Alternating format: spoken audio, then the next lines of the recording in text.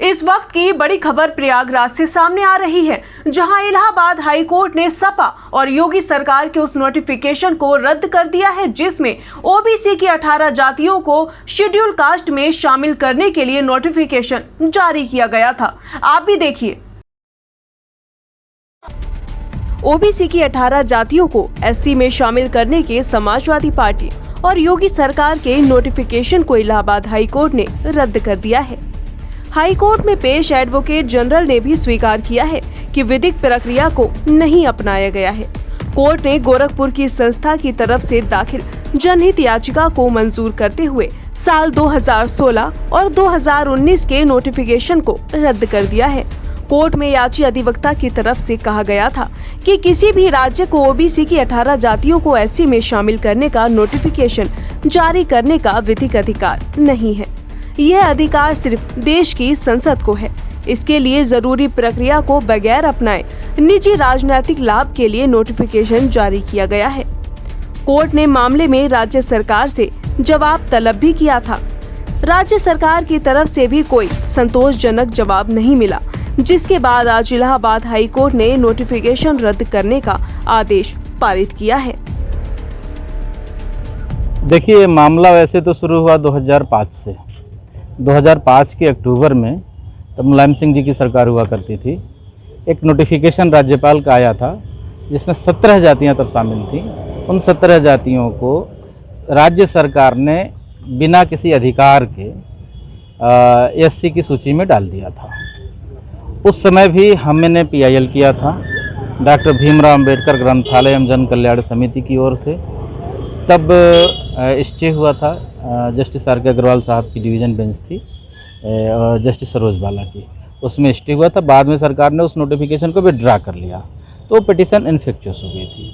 2016 के दिसंबर में पुनः, यानी कि टाइमिंग देखिए, चुनाव के ऐन ठीक पहले, जब चुनाव आचार संहिता लागू होने वाली थी उसके ठीक पहले 2 नोटिफिकेशन आते हैं।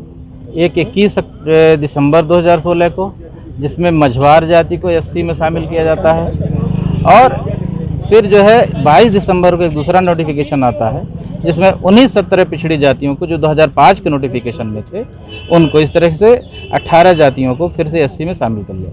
उसको भी हमने चैलेंज किया। डॉक्टर भीमराव अंबेडकर ग्रंथालय एवं जन कल्याण समिति, उसके अध्यक्ष हरिशरण गौतम उसमें पिटिशनर थे, और उस समय तत्कालीन जो मुख्य न्यायमूर्ति महोदय थे भोसले साहब, उनकी कोर्ट में सुनवाई हुई। और उस समय जो तत्कालीन एडवोकेट जनरल साहब थे, उन्होंने आके अंडरटेकिंग दिया कि हम कोई भी सर्टिफिकेट इशू नहीं करेंगे, और स्टे हुआ। वो स्टे चल रहा था, कंटिन्यूड था। बाद में केस एडमिट हो गया, लेकिन कोर्ट के आर्डर का गलत इंटरप्रिटेशन करते हुए 2019 में 24 जून सन 2019 को योगी सरकार की ओर से फिर से वही नोटिफिकेशन जारी कर दिया गया उन्हीं 18 जातियों के लिए। तो फिर से एक पिटीशन फाइल किया गया जिसमें न सिर्फ वो स्टे हुआ, बल्कि जिस प्रिंसिपल सेक्रेटरी ने आदेश जारी किया था उसका पर्सनल एफिडेविट कोर्ट ने मांगा कि आके बताइए कोर्ट में कि आखिर आपने ये नोटिफिकेशन किस अधिकार से जारी किया है। और इधर लगातार जो मेन हमारी पिटीशन थी पीआईएल, उसमें आज तक सरकार का कोई काउंटर नहीं आया था। एडवोकेट जनरल साहब कई बार आ चुके थे एडजॉर्नमेंट लेने के लिए, आज भी कोई काउंटर नहीं था।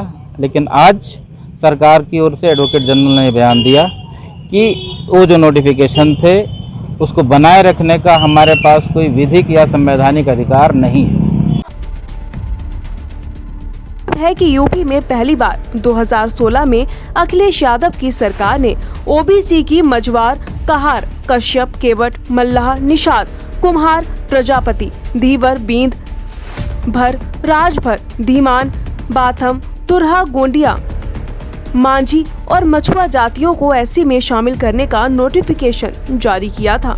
बाद में इस नोटिफिकेशन को चैलेंज किया गया, जिस पर हाई कोर्ट ने सर्टिफिकेट जारी करने पर रोक लगा दी। बाद में सरकार यूपी में बदल गई। साल 2019 में योगी सरकार ने भी इन जातियों को ओबीसी में शामिल करने के लिए नया नोटिफिकेशन जारी कर दिया। हालांकि इस फैसले के खिलाफ भी हाई कोर्ट में याचिका दाखिल की गई है। कोर्ट ने योगी सरकार के नोटिफिकेशन पर भी रोक लगाते हुए जवाब तलब किया था। हालांकि राज्य सरकार की तरफ से कोई संतोषजनक जवाब नहीं मिला।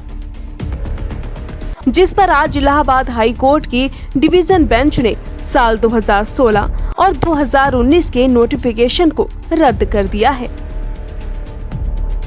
प्रयागराज से सैयद आकिब रजा की रिपोर्ट।